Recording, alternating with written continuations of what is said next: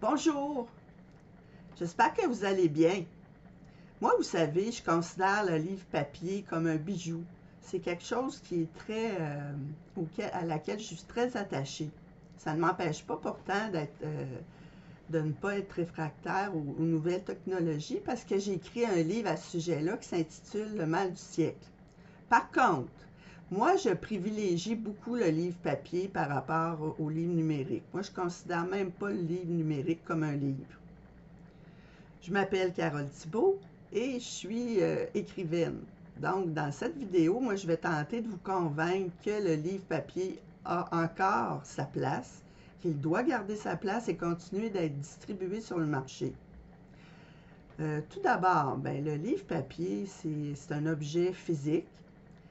Il a sa place dans une bibliothèque. La lecture, là, c'est quelque chose qui est spatialisé.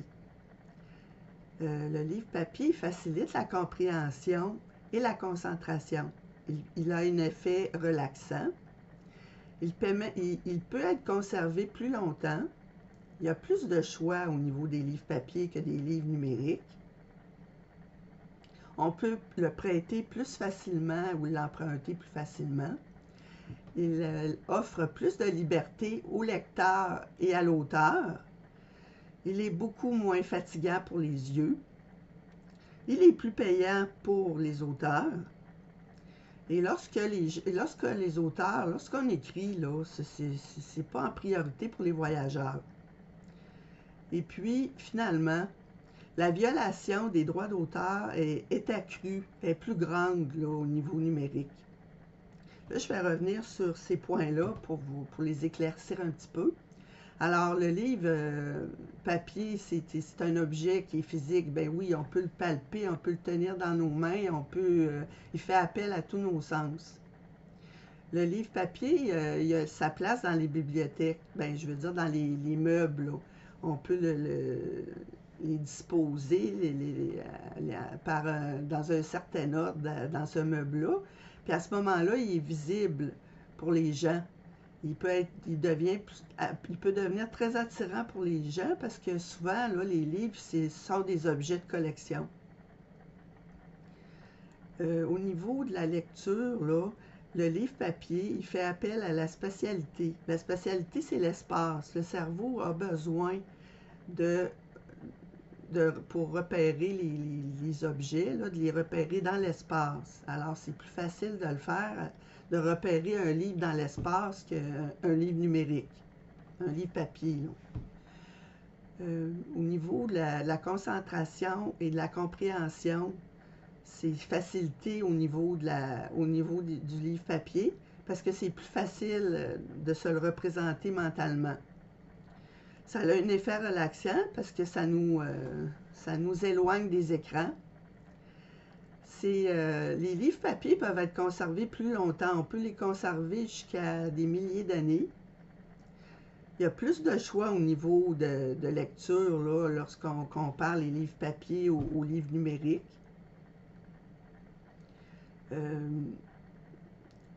C'est plus facile à prêter un livre papier puis de l'emprunter aussi. Ça, on peut à ce moment-là aller dans les bibliothèques ou les boîtes à livres publiques. Au niveau ça offre plus de liberté à l'auteur et au lecteur parce qu'on n'a pas besoin d'électricité pour les télécharger sur des plateformes. Parce qu'il faut que la plateforme fonctionne, puis il faut avoir de l'électricité. C'est moins fatigant pour les yeux parce que ça ne se fait pas sur un écran.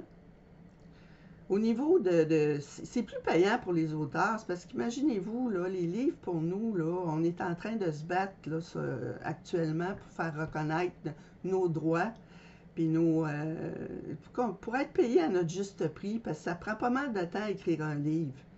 Puis c'est notre salaire finalement. C'est pas un caprice, là. Je trouve ça important de vous en informer justement. Parce que ce qui est le plus payant pour un auteur, là, c'est de vendre ses livres soi-même ou les bibliothèques. Parce qu'à ce moment-là, on récupère pleinement nos droits d'auteur. Sinon, si vous achetez les livres papier en ligne ou chez le libraire, eux, ils prennent des cotes là-dessus, puis il ne nous reste plus grand-chose. Puis pour le livre numérique, c'est encore pire parce qu'il vaut moins cher que le livre papier. Fait qu'imaginez, si vous achetez ça en ligne ou sur... ouais, fait qu'il ne nous reste plus grand-chose, il nous reste pratiquement rien. Puis c'est notre salaire, puis je pense qu'on le mérite, notre salaire. Je veux juste vous faire prendre conscience que s'il n'y avait pas d'écrivain, il n'y aurait pas de livre. Puis s'il n'y aurait pas de livre, il n'y aurait pas de bibliothèque, puis vous ne pourriez pas les acheter ni au magasin, ni dans les librairies, ni en ligne. Alors, c'est très important d'en prendre conscience. Parce qu'on a le droit de vivre, nous aussi. C'est beau de sauver de l'argent, là, mais nous aussi, on a le droit de vivre. Changeons de sujet. Alors, je continue. Lorsqu'on écrit aussi, moi, il y a un point qui m'énerve beaucoup. Souvent, c'est parce que lorsqu'on écrit des livres, on n'écrit pas ça pour les voyageurs, nous autres, là. Quand je vais à des salons du livre, souvent, il y a des gens qui viennent me voir et qui me disent « Ben là, madame, avez-vous des livres numériques? Parce que moi, quand je vais en voyage, c'est plus facile à transporter, puis j'ai moins de problèmes, puis blablabla, bla. Mon œil, souvent, ces gens-là, là, ben, ils lisent même pas beaucoup. Alors, je pense pas que que ce soit un gros critère d'évaluation là, par rapport à ce que je vous ai dit tantôt. C'est plus important pour le moment là, d'écrire des livres papier pour nous. Ben, je voulais expliquer pourquoi. Là. Nous aussi, vous savez peut-être compter, mais nous aussi. Alors, pour finir, au niveau aussi des droits d'auteur, ben, c'est notre gagne-pain. Comme vous le savez, sur le net actuellement, là, il y a beaucoup de vols d'identité puis de données. Bien, si un livre est numérique, ça devient des données informatiques. Puis c'est pas trop sécuritaire pour nous de mettre nos textes là-dessus. Alors ça, c'est une des bonnes raisons là, aussi qui pèse dans la balance pour moi. Là. Je suis pas trop en faveur de ça, disons. Donc, si je récapitule, actuellement, vous avez la possibilité d'acheter des livres sous la forme papier et sous la forme numérique. Mais comme je vous l'ai expliqué, j'ai pris le temps de vous le dire parce que souvent les gens, des fois, ils ne savent pas ou ils ne prennent pas le temps d'y penser. Ils veulent sauver des sous. Mais je vous suggérerais très fortement d'acheter des livres papier pour toutes les raisons que je vous ai énumérées précédemment. Donc, finalement, c'est sûr que vous avez le droit d'acheter ce que vous voulez quand vous voulez, mais je réitère ma demande. Si vous voulez vraiment encourager les auteurs, achetez leurs livres sous forme papier ou empruntez-les à la bibliothèque. J'espère que vous avez aimé ma vidéo. Moi, j'ai aimé beaucoup vous parler de ce sujet brûlant. Si oui, ben, vous pouvez m'encourager en mettant un petit pouce bleu sous la vidéo et la partager. Puis si vous voulez en connaître un peu plus sur moi et sur ce qui a mené à la naissance de ma série L'Horloge, vous pouvez cliquer sur le lien qui se trouve sous cette même vidéo. Alors, je vous dis au revoir et à la prochaine!